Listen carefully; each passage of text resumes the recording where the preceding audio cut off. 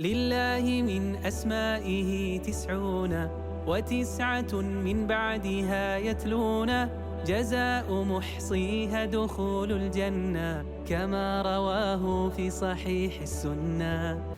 بسم الله والصلاة والسلام على رسول الله وعلى آله وصحبه ومن والاه.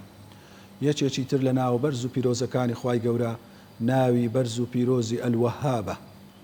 ئەلوەهاب واتە ئەو زاتەی کەوا دەبەخشێت، ئەو زاتەی کەوا هەرچی دیاریە، هەرچی ناز و نیعمەتە بە بەندەکانی دەبەخشێتن، بەڵام تایبەتمەندیەکی تێدایە ئەو ئەلوەهابە.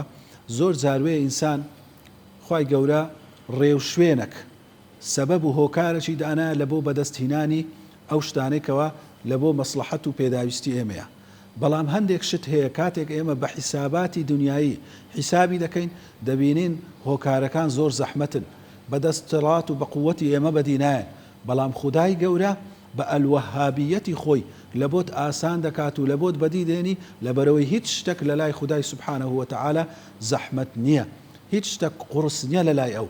لۆیە کاتێک باسی زەکەریا عەلەیهی السەلامی دەکا، ئەو کاتەی مەریەمی دەبینی کە لە میحرابەکەی خودای گەورە هەندێک میوەجاتی لە بۆ مەریەم ناردیە، میوەجاتی ئەو شوێنە و میوەجاتی ئەو کاتی نییە.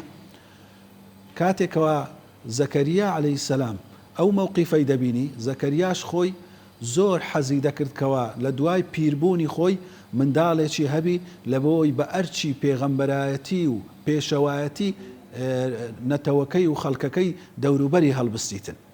بەڵام بە تەمەندا چوو بوو و خێزانەکەشی نەزۆک بوو، منداڵی نەدەبوو.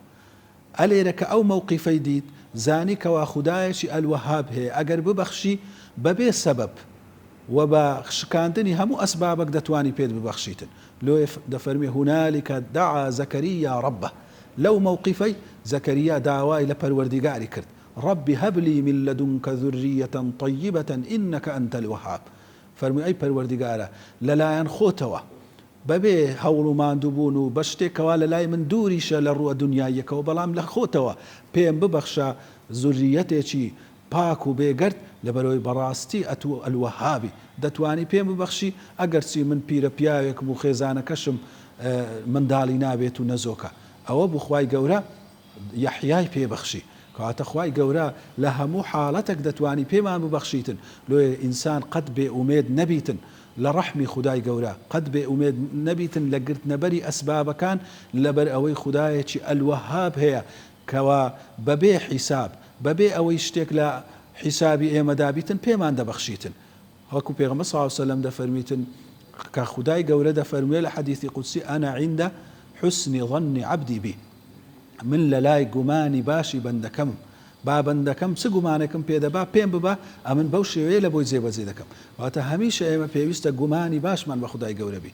کەسێکەوە تووشی نەخۆشی بووە نەڵێ ئەو نەخۆشیەم شیفای لۆ نایە، لەبەرەوەی بە حیساباتی دکتۆرەکان تازە ئەو نەخۆشیە دەستی لێ شورایە و چانابیتەوە. نەخێر، خودایەکی ئەلوەهاب هەیە کە شیفا بنێریتن.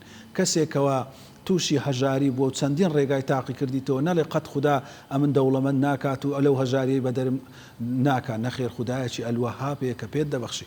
کەسێکەوە منداڵی نابیتن نەڵێ بە حیساباتی دنیایی من بە هیچ شێوەیەک منداڵم نابی، داوا لە خوای گەورە بکە و هەروەها هۆکارەکانیش بگرە بەر، ماندوو مەبە و بێ ئومێد مەبە لە گرتنەبەری هۆکارەکان، لەبەرەوەی خودایەکی ئەلوەهاب هەیە کە پێت دەبەخشیتن.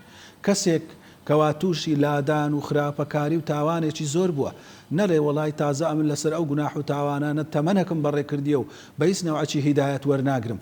نەخێر، خودایەکی ئەلوەهاب هەیە هیدایەت دەبەخشیتن. هەروەکو کە بەندە چاکەکان دوعا دەکەن دەفەرمون ربنا لا تزغ قلوبنا بعد إذ هديتنا وهب لنا من لدنك رحمة إنك أنت الوهاب. وصلى الله على نبينا محمد وعلى آله وصحبه وسلم. لله من أسمائه 99 من بعدها يتلون جزاء محصيها دخول الجنة كما رواه في صحيح السنة.